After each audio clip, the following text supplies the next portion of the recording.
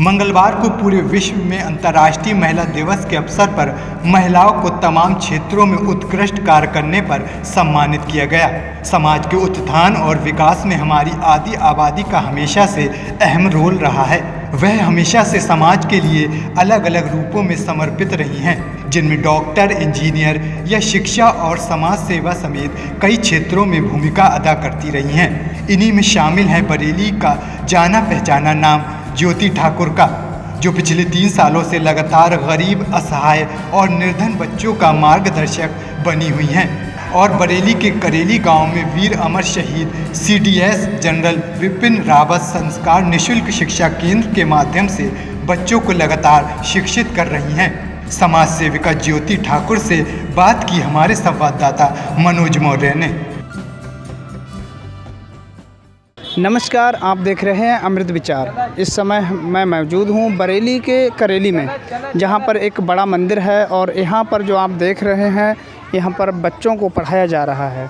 ये जो बच्चों की शिक्षा है, यहाँ पर केवल एक महिला की बदौलत पर ये कराई जा रही है, क्योंकि यहाँ के जो गरीब बच्चे हैं, जो मज़दूरों के बच्चे हैं, एक समाज सेविका की तरफ से इन्हें जो फ्री में बच्चों को पढ़ा रही हैं, निःशुल्क एकदम, और इन बच्चों से कोई चार्ज नहीं लिया जा रहा है। ये बच्चे ऐसे परिवार से हैं जो बहुत ही गरीब निर्धन परिवारों से हैं, जिनके फैमिली वाले इन्हें पढ़ाने में पूरी तरह से असमर्थ हैं।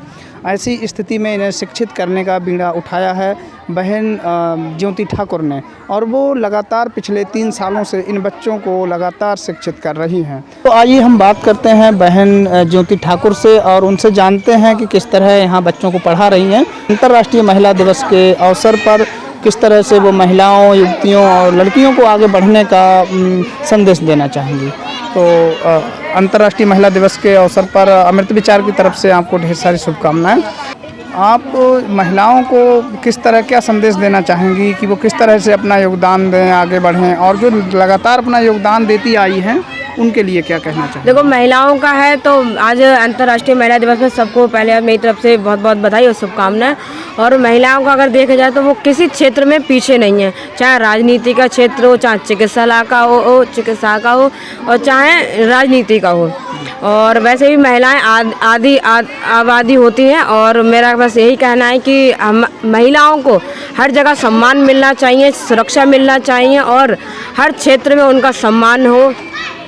अच्छा, जैसे आप जैसे बच्चों को पिछले 3 सालों से यहाँ पर पढ़ा रही हैं, ऐसे बच्चों को जो गरीब हैं, निर्धन हैं, जी, तो आपको ये प्रेरणा कहाँ से मिली? आपको कब लगा कि हाँ, हमें ऐसे बच्चों को पढ़ाना चाहिए जो अशिक्षित हैं और जिनके भविष्य अंधकार की तरफ बढ़ रहा है?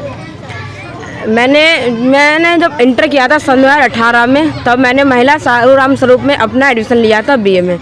जब मैंने अपनी पढ़ाई के बारे में सोचा और पढ़ाई को जब मैंने एडमिशन लिया, तब मेरी फीस सबमिट नहीं हो पाई थी प्रैक्टिकल में। 2300 रुपये के चक्कर में मेरी फीस मतलब पढ़ाई छूट गई थी। तो मैंने सोचा कि अगर ऐसे परिवार से मैं हूँ, और बाकी ऐसे नहीं कितने परिवार के बच्चे हैं, गरीब बच्चे हैं जो पढ़ाई से वंचित रह जाते हैं, क्यों ना मैं इन लोगों पर अपना एक निःशुल्क शिक्षा केंद्र खोलूँ। जब मैंने शुरुआत की थी तो केवल 4 बच्चों से शुरुआत की थी। आज हमारे यहाँ देखेंगे आप 300 बच्चे यहाँ निःशुल्क शिक्षा प्राप्त करते हैं, और हमारे वर्तमान में 3 केंद्र संचालित भी हैं। अच्छा, और जैसे कई लोगों की तरफ से आर्थिक मदद की बात कही गई, कुछ लोगों ने आर्थिक मदद भी दी है, तो मतलब आप आगे क्या तैयारी है और किस तरह इस शिक्षा केंद्र को आगे और विकसित करने का क्या प्लान चलेगा? मदद हमें अभी केवल 2 ही लोगों से मिली है, लेकिन अब मैं उम्मीद करती हूँ अपने बरेली में सभी समाज सेवियों से कि वो हमारा सहयोग करें। और एक जो 3 घंटे की यहाँ क्लास लगती है, मैं चाहती हूँ कि हमारी क्लास 6 घंटे की चले एक स्कूल के रूप में, और आगे भविष्य में मैं इन लोग को एक अच्छा स्कूल देना चाहूँगी ताकि हमारे यहाँ के बच्चे पढ़ें। और हमारे यहाँ पर कोई इंटर कॉलेज भी नहीं है, लड़कियाँ केवल 8वां करके घर पर बैठ जाती हैं। मैं कोशिश करूँगी और भविष्य में अगर मेरा कोई सहयोग अच्छा रहा तो मैं एक इंटर कॉलेज भी बनाऊंगी अपने। अच्छा, जैसे कभी आपको ऐसा लगता होगा कि इन बच्चों की तरफ से हमें कोई पैसा नहीं मिलता या और जैसे वो नहीं हो पा रहा है, तो किस तरह आप ये सरवाइव कर पा रहे हैं? इनके बैठने के लिए दरी, चादर और तमाम चीज़ें इनकी ज़रूरत पड़ती है, तो ये सारी चीज़ें कैसे मैनेज कर रहे हो आप? सहयोग लेना पड़ता है हमें बरेली के समाज सेवी जितने हैं। बाकी हमारे यहाँ पर ना कभी सांसद जी की कोई मदद है और ना कोई विधायक की है। हमारे यहाँ ना कोई नेता कोई आता ना है। हमने अपने यहाँ पर केंद्र पर ना राजनीति करने दी है, क्योंकि ये शिक्षा का मंदिर है।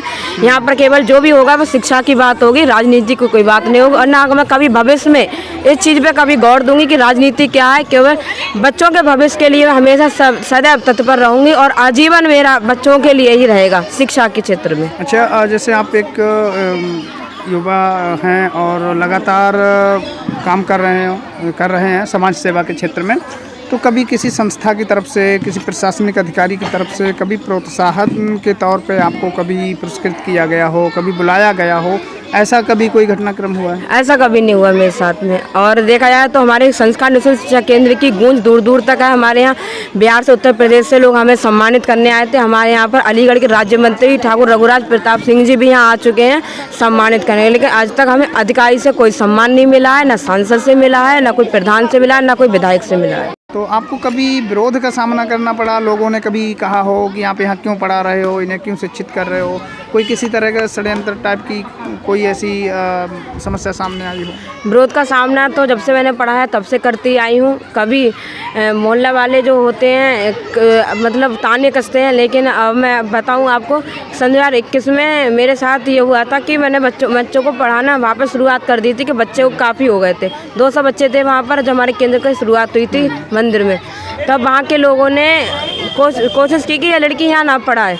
उन्होंने शिव जी की मूर्ति की स्थापना कर दी और वहाँ पर जहाँ बच्चे बैठते थे वहाँ पर शिव जी की मूर्ति रख दी और वहाँ पर विरोध करने लगे कि ये लड़की कहीं यहाँ पर स्कूल ना बनवा ले। और पहले और समाज का वो मंदिर ग्राम सभा का था, उनका भी नहीं था, लेकिन कुछ लोग फिर उनने मूर्ति रख दी, फिर हमारा वहाँ पर विरोध हुआ।